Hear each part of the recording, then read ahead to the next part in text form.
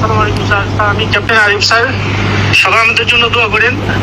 এখানে স্যার 4-5 জন মারা গেছে স্যার। ওয়ান ইজ আইডেন্টিফাইড, আমরা ওকে চিনতে পারছি না স্যার। এবং বেশ কয়েকটা 4-5টা বোমিং হয়েছে স্যার।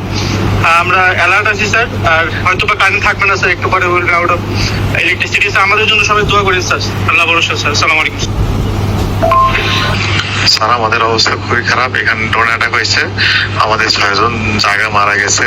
6 জনের আশঙ্কা খুবই আশঙ্কাজনক। 6 জনের মধ্যে একজন মনে আল্লাহ, আর তুই কতক্ষণ বাঁচে রাখা আল্লাহ জানে। আমাদের এখানে এখন নাই, ফুয়েল নাই, কোনো কিছু নাই।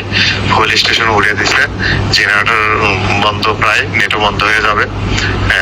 যতটুকু তেল জেনারেটরের মধ্যে আছে ওইটুকু শেষ হলেই শেষ, আর কারো যোগাযোগও কিছু হবে না। আমাদের জন্য দোয়া করেন। আমি আছি ভালো। কি বলবো এখন, বাকিটুকু আল্লাহর ইচ্ছা স্যার।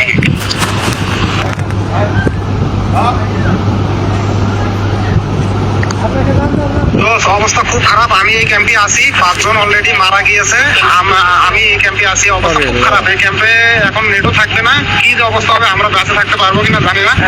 যুদ্ধ বিমান নিয়ে আমাদের আমরা নিরাপদ দূরত্বে আছি স্যার, একটা গাছের নিচে আছি স্যার। ঠিক আছে, চারপাশে খেয়াল রাখো।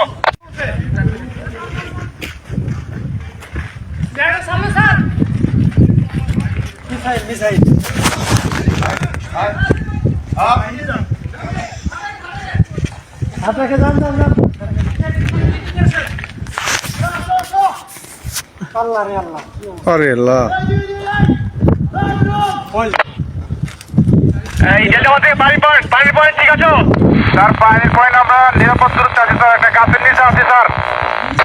ঠিক আছে, চারপাশে খেয়াল রাখো।